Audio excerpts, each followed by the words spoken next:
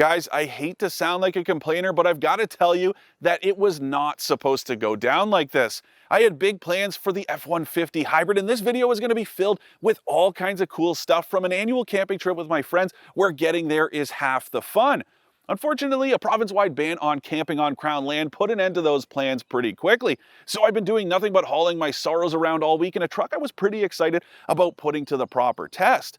But then I realized, what I've been doing this week is actually the perfect way to experience a truck like this, and it's proof that if you're shopping for an F-150, you'd be foolish not to make it a hybrid. Now go to the montage!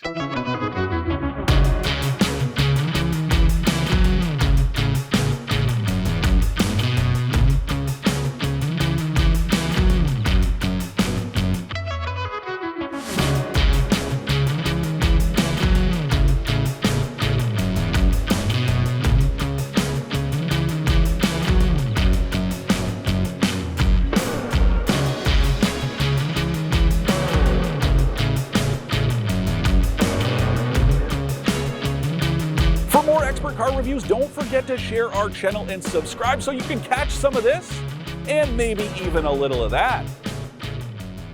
If you're watching this review, I hope it's because you're genuinely interested in learning a little bit more about what this gas-electric F-150 is all about. And if that's the case, I think we should get some of the financial basics out of the way first. Now, here's the thing. You can only get this hybrid powertrain with a crew cab like this one I'm driving, but you can choose between rear-wheel drive or a 4x4 like the one that I'm driving. And when you look at the different trims, well, it's between $5,000 and $6,000 if you want to get it on the XL, XLT, and Lariat trim. That's the one I'm driving. And then it's about $2,200 more on the King Ranch or the Platinum. And then on the fully loaded Limited, it's $2,500. So it is a little bit weird, the pricing differences, but it's all pretty reasonable because if you look at this in those cheaper trims, it's only $2,500 more than the 3.5 liter EcoBoost that has been so popular over the years. And the really cool thing is, that's the engine that all this hybrid stuff is based on. That's pretty cool stuff. And here's the other thing about it. That engine hasn't exactly been known for its efficiency, but these electrical components make this thing genuinely miserly for a half-ton truck. Just check it out. This truck, as it is, minus the hybrid stuff, it's rated for a combined 12 liters per 100 kilometers, and that number is pretty optimistic. I don't know too many EcoBoost owners that hit that number consistently. But once you add this electric motor and the battery pack, that drops to 9.8 liters per 100, which is very impressive. But even more impressive, it's not hard to hit those numbers at all. Now, earlier this week, I picked it up and I did what I do with every vehicle I review. I go on my evaluation loop that's about 200 kilometers, and it's a nice mix of city, country, and highway driving. And I netted 9.6 liters per 100 without even trying. But here's the thing, it's just so easy to live with this truck. And trust me, if you're new to hybrids and you're feeling a little bit skeptical, there's no learning curve to driving this whatsoever. That's exactly why I said off the top that my failed plans might have worked out for the best, because doing this everyday driving, well, I imagine that's what most of you are going to do in your F-150s. Even if you use it for work or you plan to pull a trailer all summer long, the majority of your driving is probably going to be doing what I've been doing this week, just cruising around, maybe heading out to the country to do some mountain biking or driving to work. And that really is where this thing does its best work. It's very impressive. Again, I haven't been trying really hard to keep that efficiency, as high as possible, and it's just been amazing how little fuel this thing sips, especially around the city. I'm not saying this to exaggerate at all, but you're barely going to notice the transition from electric to gas power and back, unless you're watching one of these efficiency monitors. Yeah, you will feel the engine shut off when you're cruising around, especially around city speeds, but it is very seamless in how it operates. The only issue here is a pretty big one, but it's not exclusive to this hybrid. It affects every version of the F-150, and it's this 10-speed transmission. It needs some serious work, and I'm going to show you guys exactly what I'm talking about. You know I love these little demonstrations. So here I am. I'm coming out to a light. Everything's going really well. It's actually operating in electric mode. I can tell because the tach just shows zeros. Come to a complete stop, signal, no traffic. I start to roll. Gas engine kicks in, which is fine, and there it is. The move from second to third, it just lurches so much. It's so jarring. This is probably the worst I have ever experienced with this 10-speed transmission, and it is very well documented. Here's the thing, my favorite internet troll, no, it has nothing to do with the way I'm driving it. It doesn't matter whether I'm just cruising around casually or if I hit it with a little extra gusto. It's just not very smooth. And here's the other problem. Don't forget, this transmission was jointly developed between GM and Ford. Yet the 3 Chevys I've driven this year that have GM's version of this transmission, none of those issues. And that tells me that there is something seriously wrong on Ford's end here. But if you can look past the clunkiness of the transmission, what you're going to notice most about this hybrid is the polish of the powertrain. Now, all those pulses of electrons, they really help to smooth things out. It is very impressive just how chill this thing is to cruise around in, but it's also pretty peppy when you get on the gas. I mean, it doesn't exactly sound nice, but it gets up and goes pretty good. And it's because it's a combination of twin turbocharging and electrification, so you can feel it really down low in the power band. There's no real need to wait for that turbo lag to build up, the turbos spool up. It just goes as soon as you get on that throttle pedal.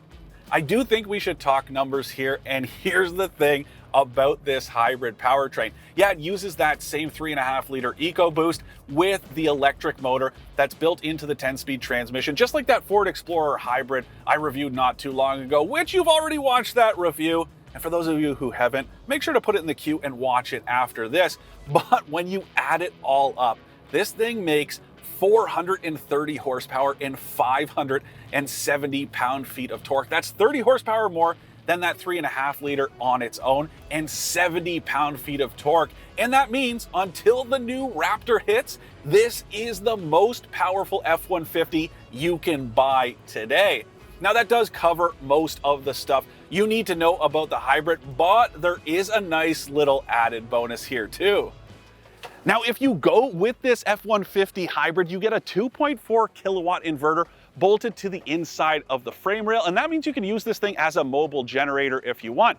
Now, having some 120 volt outlets in a pickup truck is nothing new, but having 2,400 watts of power means you can run all types of power tools if you need to on a job site, or even on the campground if you need to run some appliances. Now, if that's not enough, you can upgrade it for $1,000 to a 7.2 kilowatt unit that even has a 30 amp twist lock outlet, so you can plug a welder into this thing. It's pretty wild. And for the job site crowd, there's even mounting points for clamps and a ruler built right into this tailgate. This thing really is the business, and I mean that both anecdotally and for real. This thing is built for business, but it's also pretty handy for pleasure too, or if you're just feeling a little bit hungry when you're out enjoying the great outdoors. Popcorn's ready.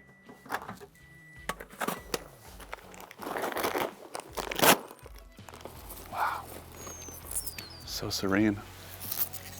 Now, even if you go with a gas-only F-150, you can get a 2 kilowatt inverter, which is about 4 times more than your average truck. But the extra juice you get with this hybrid is really going to come in handy on the job site, or if you're pulling a trailer, especially if you step up to the big inverter like I have in this truck. Because let's say you end up somewhere and there's no electrical hookup for your trailer, but you want to sit there and sleep in comfort with the air conditioning on and keep your food cold in the fridge, or more importantly, your beer. Well, you can plug this thing in directly to the trailer because you have that twist lock outlet back there. That is so cool. And according to Ford, this thing will run for over a day non-stop with a full tank of gas with it plugged in, which is very handy. I'm telling you right now, it seems like a no-brainer to me, even that $1,000, because this thing is just so much quieter and the way it operates is so much cooler than a standalone generator. You heard it earlier. The way it just kind of kicks on and off, it's very subtle. And if you're on the job site, yeah, okay, you're running some power tools, the gas engine's gonna kick on, but it's so cool that it uses the reserve juice in the battery before that engine kicks. And that means you're gonna save gas. And apparently when you're driving, well, it doesn't affect the powertrain's performance at all. So you don't have to worry about it sapping your power if you have your trailer plugged in. Again, that just makes this a no-brainer in my books. Now, if I still haven't convinced you yet that the hybrid is the way to go, consider this. This thing will tow between 11,000 and 12,500 pounds, depending on how it's configured and if you go with the max tow package. And it's like I always say, that is a lot of marketing talk. And if you do plan to tow anything close to that, you're going to want to step up to a 3/4 or 1-ton truck. Trust me, safety first. This is not the way to do it with a 1/2 ton, and I really don't think it's responsible to be pushing these outlandish towing figures. But what that does mean is that if you have a 25-foot trailer, well, you can load it up with all your stuff and have a full water supply and not have to worry about having any kind of trouble. Now, I know I have spent a ton of time talking about all the hybrid stuff, but that's because it's really what's new and exciting about this latest F-150. But as I'm sure you can imagine, you can get it about as decked out as you want, depending on how much you want to spend. Now, if you want an XL 4x4, I think that's going to set you back right around 54 grand before tax, but that doesn't get you conventional cruise control or heated seats. And then you can range all the way up to about 95 grand for the fully loaded Limited that's got luxury levels of equipment. This one I'm driving is the Lariat, so it's right in the middle, and it's about 68.5 grand before tax. And it's mostly good, though there are some problems in here. And just take a listen. I don't know if you can hear this rattling, but this door panel, yeah, it's been rattling all week long. And if I paid this kind of money for my F-150, I would be pretty upset with this incessant knocking noise.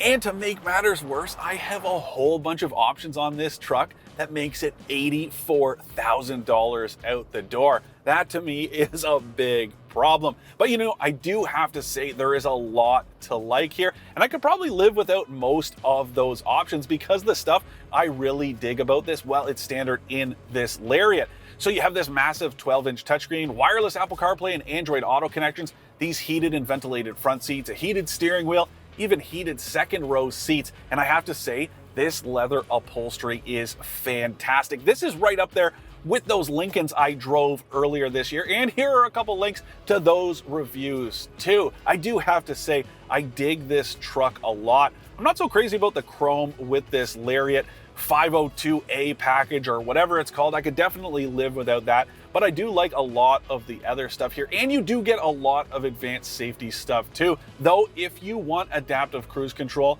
you do have to pay about $1,350 more. Now here's the thing, I really don't think that's much money, but I do think that it should be included, especially higher up the trim ladder like this, but I still think it's worth paying for, especially because it works so well with the lane keep assist system to help you gobble up hours of highway driving. And I really dig the way Ford's system works because you can choose how much computer involvement there is. So if you're a little bit hesitant, well, you don't have to use adaptive cruise. You can go into this menu here and choose conventional, or you can choose adaptive or even intelligent. But that one, well, I'm not so crazy about it, mostly because it also includes traffic sign recognition. So what that'll do is adjust for the speed limit. And I'm not so crazy about it because it really gets on the brakes when the speed limit changes.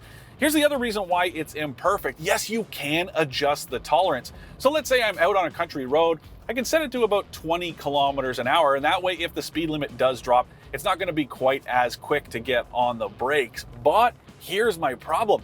On that drive route I do, well, it includes a pretty popular stretch of road, and the speed limit goes from 100 to 90 to 80, all the way down to 60 and even 50 before jumping back up to 80. That's all on the same stretch of road and within about 30 kilometers. That's an awful lot of speeding up and slowing down. And the way the system works is very jarring because I'm telling you, it gets on the brakes. You will lurch forward even when you anticipate it.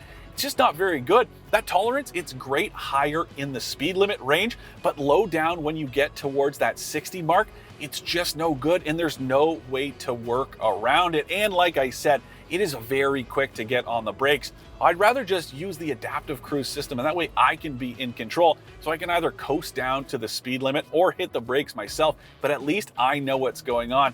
It's really disconcerting when it jams on the brakes and it feels like an emergency, but otherwise, I really do dig driving this truck quite a bit.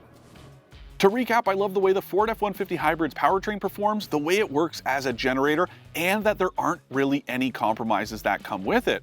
I don't like the clunky transmission, the way the speed limit recognition works, or how expensive it is with options, at least until Ford starts slapping some incentives on it.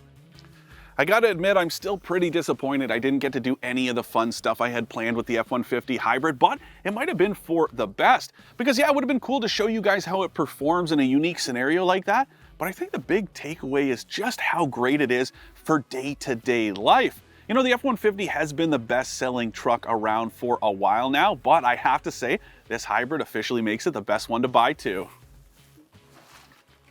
Popcorn? Oh, and subscribe. Why aren't you subscribed?